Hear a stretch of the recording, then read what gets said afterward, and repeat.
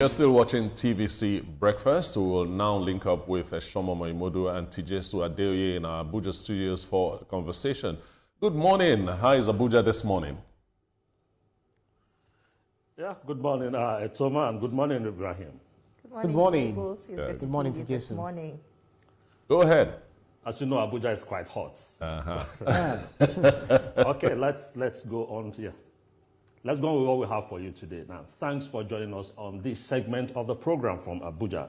Now, a bill for an act to amend the Electoral Act to provide for early voting at elections, including criteria for eligibility, procedure at the elections, and for other related matters, has passed second reading on the floor of the Senate.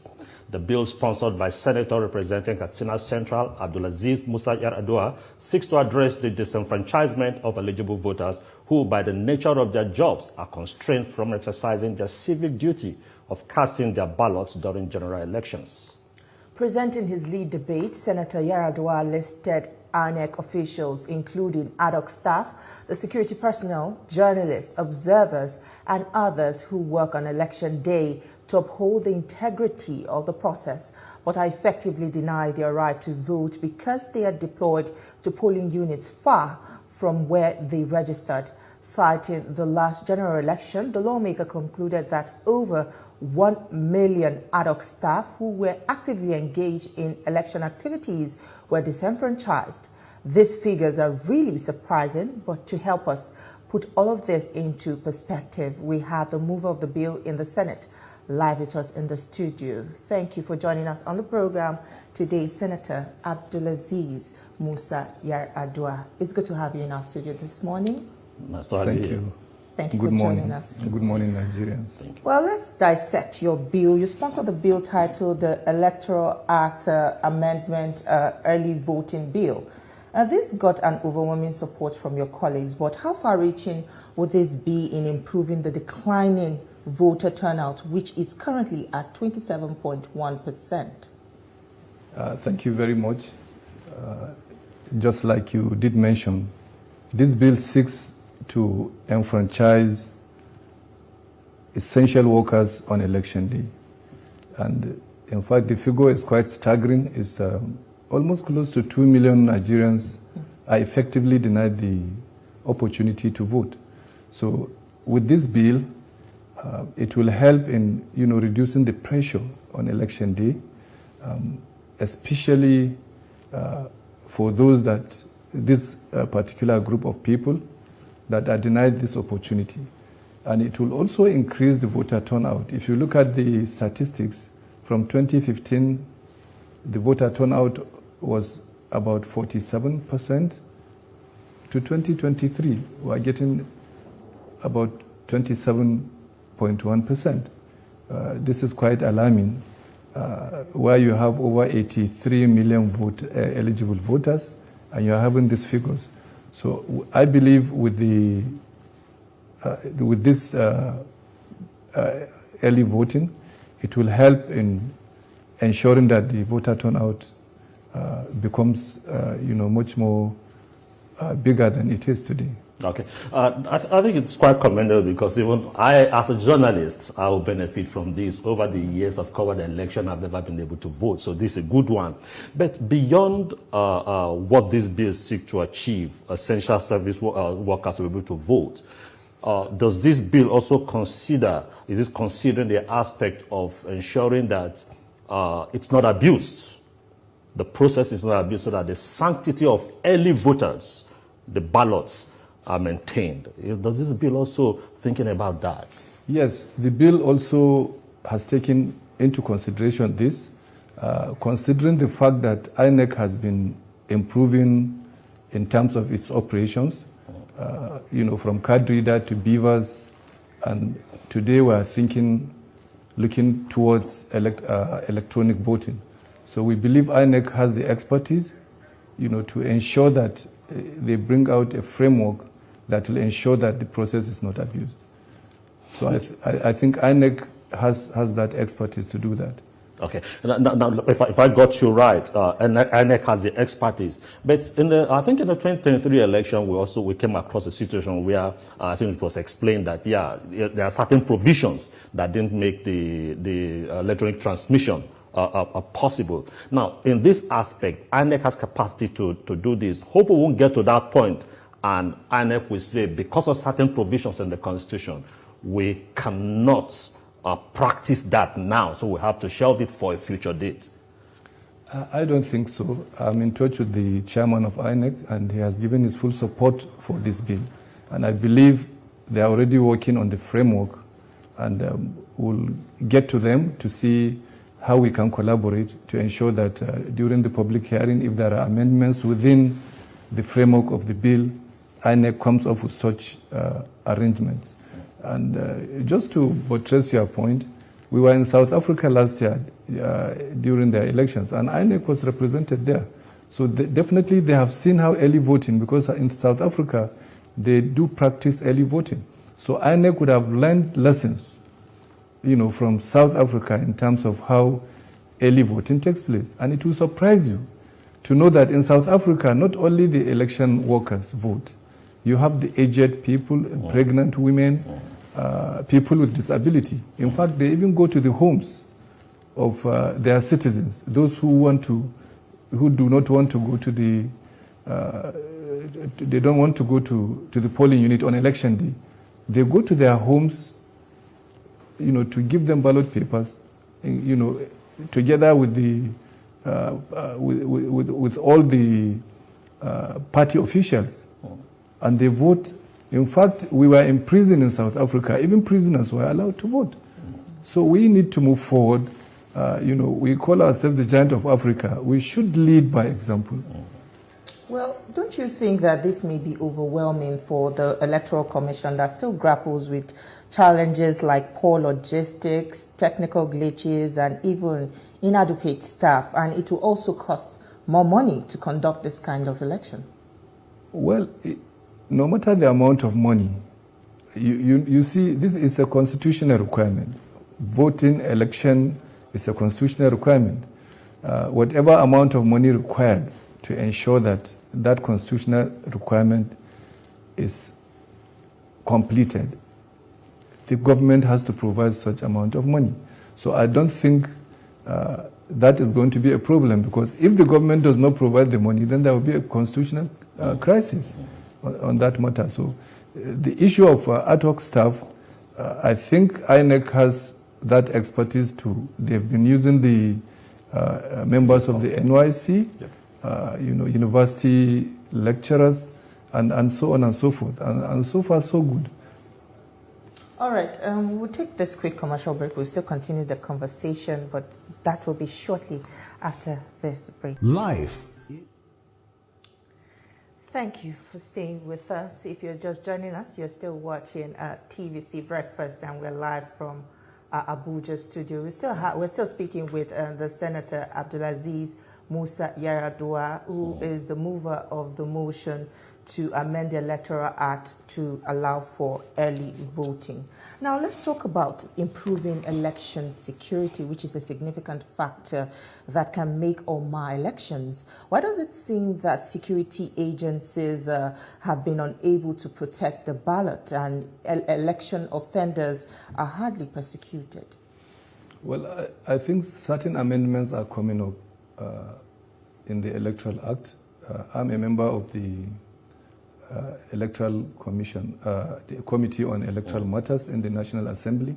We are coming up, God willing, with a lot of amendments, especially as it affects election offenders. We're thinking of a tribunal where that tribunal will be given the sole responsibility of dealing with such matters. And in terms of the security, well, me and you know that we don't have enough security in this country, considering you can see even from the insecurity that we are having. By the time you deploy them to the various polling units, they may not be enough. But most importantly, I think it's we, the politicians, we have to do the needful by ensuring that we do the right thing. Because most of the crises come from the politicians who want to win by, by all means necessary. So it is very important for, the participants, as the politicians, to ensure that they do the right thing. Okay. Because we are the ones who instigate, most of the youth to go and cause violence on election day. Now, I hope we're not neglecting the fact that we are in a financial constraint in Nigeria. I'm saying this in respect of our normal cycle of election. We have 2 stages of election. Now we're going to be introducing early voting. Is it not possible for Nigeria to have general election on one day? Do we have to have it at intervals? You have the early voting, then you have all the election for president, governors, lawmakers on the same day. Why split? Well, we are thinking of that too. I believe there is a bill on that issue that is coming up in the National Assembly. We also believe it's quite possible, to hold election in one day so that you reduce the cost of logistics, the cost of financing the election itself. Because it's quite tedious, not only for INEC and the staff and the essential workers, it's also tedious for the politicians because you have to go back and start campaigning, for another round of election. Sure. So I think if we have all the elections in one day, it will help reduce, the financial burden on the government on that aspect, and also the logistics, burden on INEC itself. Diaspora voting is also another matter that is on the front burner. I understand that there's a bill also in the House of Representatives that has scaled through second reading. Does your bill also capture that, clause for diaspora voting? Not really, because I looked at the diaspora voting. There's a lot to be done. One, in terms of how they will vote over there. Because there has to be, to me, there has to be some collaboration between the government of that country and our embassy. So I think INEC will have to sit and find a way, the framework or mechanism in which our brothers and sisters out there, can be given that opportunity to vote. So I think with time, and if the bill passes, of course, INEC will have to sit and all hands will have to be on deck to ensure, that those in diaspora also are given that opportunity to vote. Well, let's talk about a bigger issue, which is improving the efficiency in the electoral system. There are still unresolved electoral reform issues which continue to erode confidence and trust in the elections. Does the country need new electoral laws and guidelines, or is just about ensuring compliance with the existing laws? Yeah, we still need amendments. At the same time, compliance is necessary. These are 2 issues. Because as you make the laws, you have to ensure you implement them. And in the process of implementation, obviously you could find, some hitches here and there. And that's why we are trying to amend. I will give you an example with the political parties. They are supposed to, during their congresses, they are supposed to make sure that they submit the list of their members to INEC during congresses. But that does not happen. The law is there. So what we are trying to do today is to amend the law to say, okay, if you don't submit the list to INEC, then your congress is not going to take place. INEC will not recognize anybody that is voted there. Same thing for the primary elections. So you see, this will force political parties to ensure that they submit the list of their members, participating in both congresses and primary elections, and as well as all the members of the political party, because it's important for INEC to have those data, to have the records, so that once a political party is going into primary elections or congresses, INEC has the list of those that are participating. So we are now amending the law to ensure that any party that does not submit such a list will be excluded, and they won't have candidates, on election day. So such laws have to be amended. So it is important from time to time, every election cycle, the Electoral Act is looked into based on the election that was conducted to see what are the areas that needs to be amended so that, we make it more efficient.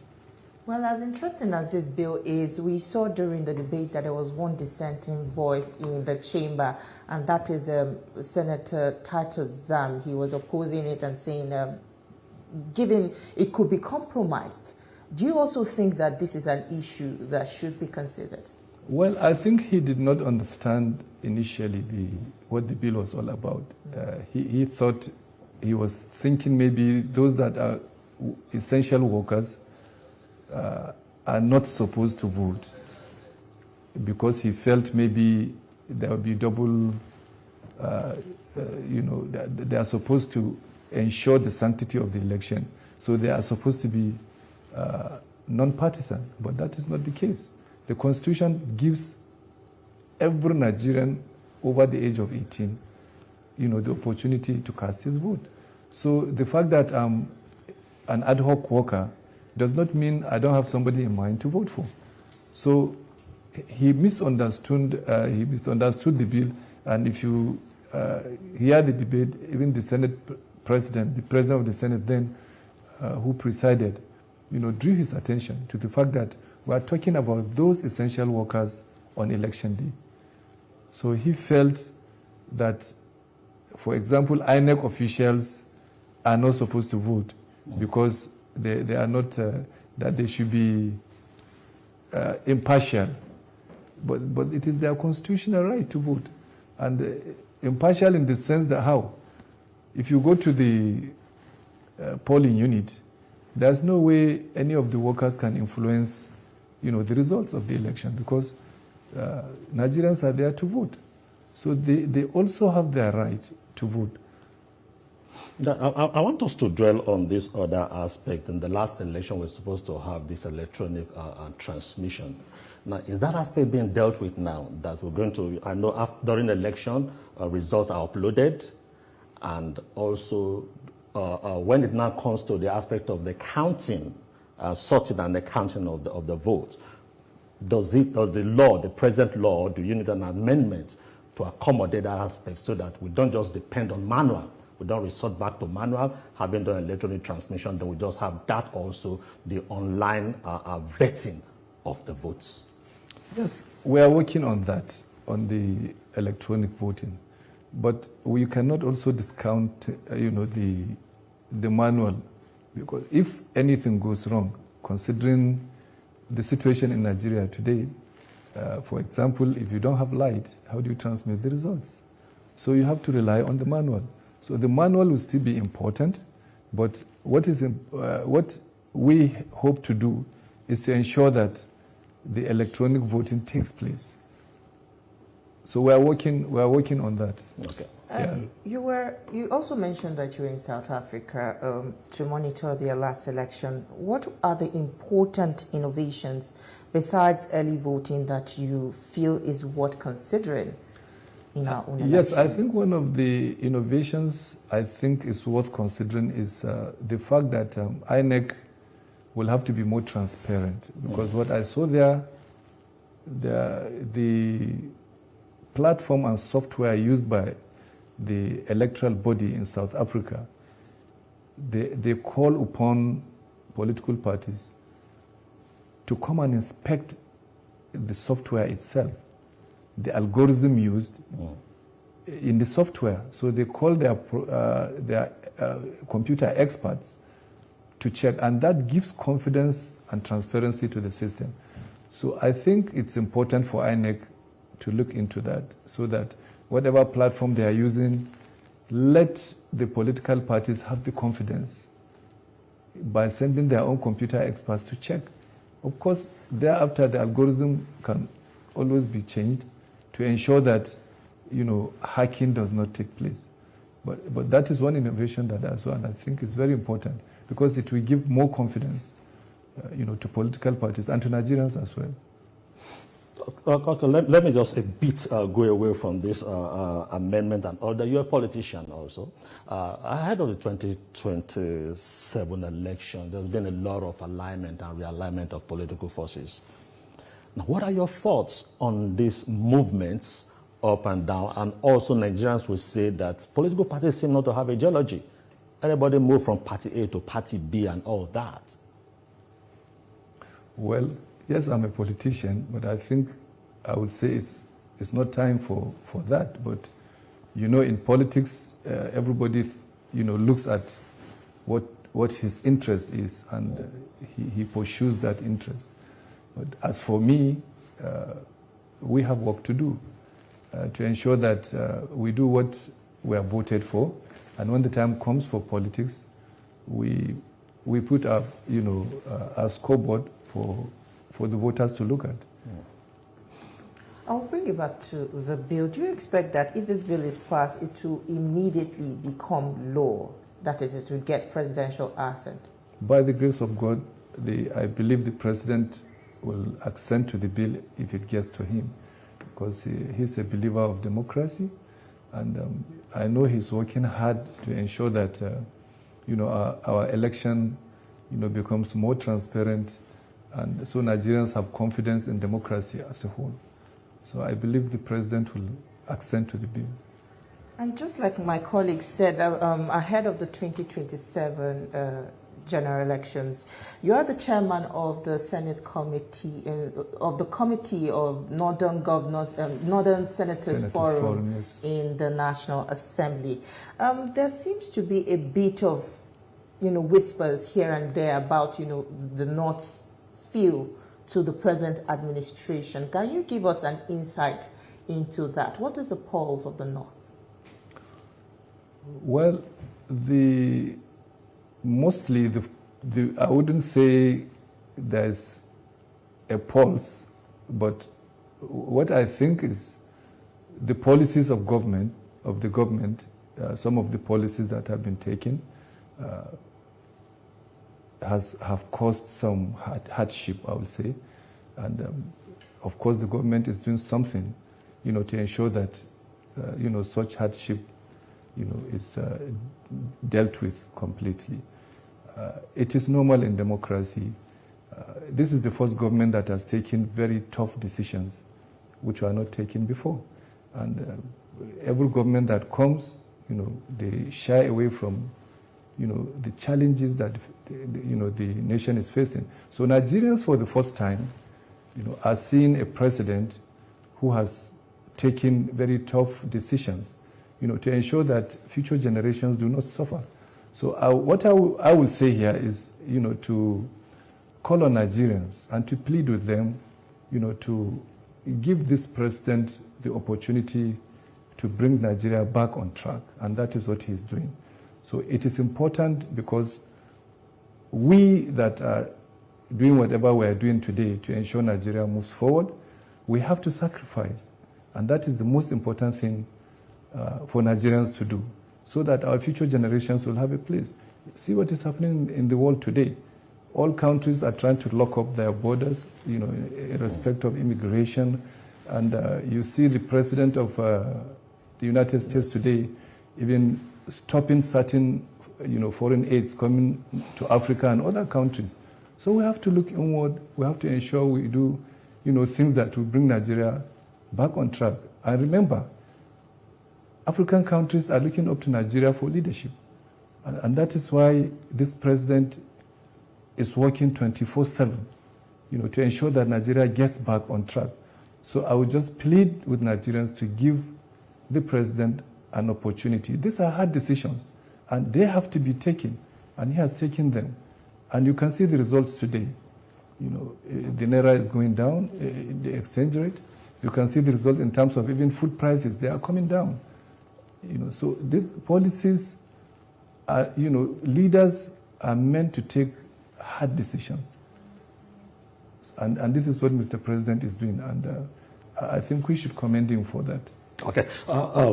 There was a time that people see the North as a very strong political group. You lead a northern group also in the National Assembly. Would you say that the North still speaks with one voice as it used to? Because we've seen some persons going out seem to be saying, look, we're speaking for the North. Do you think the North still speaks with one voice? Well, no, politics is dynamic. You know, everybody has his interest. But when the time comes, the North will speak, just like it did in 2023, when the North rallied behind Mr. President. So when the time comes, of course, they will look at what he has done, and they will speak, I believe, with one voice. But of course, you always find opposition here and there. It's normal in democracy. But on the whole, I believe, with the performance of Mr. President, I think by the grace of God, the North will look at what he has done. It's the time that when something happens like this, results do not come immediately. It takes time, especially when a nation goes through what we have gone through. It takes time for you to see the benefits of what government is doing. But we thank God we are already seeing some of the benefits. So I believe when the time comes, Nigerians will look at that and they will be fair to Mr. President. Okay. Now, let me also still stay on this particular issue. The history of the North speaking with one voice. If you look at the statistics today, they will say the North is one of the most underdeveloped parts of Nigeria when you talk about education, living standard and all that. Does it bother you as a Northerner that the years of speaking with one voice, how has that impacted on the development of the North? Well, of course, it bothers me and it bothers Northerners, especially the elites and the politicians. But of course, the governors are doing their best to ensure that, these areas you are talking about, the sectors of education, the issue of poverty, are being dealt with. Now they have more money than before. And kudos must be given to Mr. President, for helping, through these policies to make more money available. And every state you go today, you see a lot of, developments in the areas of education and even in the security sector. I saw yesterday the governor of Borno State giving out over 150 security vehicles to the police. And I think about 240 houses built for them. So they are working hard, to ensure these areas, these sectors you are talking about, are being developed to ensure that even the Almajiris, their number have reduced now. A lot of them are now back, in school as a result of the policies of both federal and state governments. So it's a work in progress. Once you have a decline, it takes time, to deal with it. All right, we've seen alignments and realignments, especially in the Senate chamber. We see that your R is growing. It has even generated a little spark in the chamber, but I would not dwell on that. I would like to know, does it signal that it seems your party is doing the right thing, or those that are shifting into your campaign just be looking for something to fuel, their political interests? Well, we are doing well in the Senate as far as I'm concerned. And we are one body of senators. We have the president of the Senate, whom, we have confidence in. We are doing our best. So, of course, in politics, you will always find this dissenting voice. But so far, so good. Even those in opposition within the Senate, we are just one body. All right. We must thank you so much for your time with us on the program. Senator Abdul'aziz Yar'adua, it was a pleasure talking.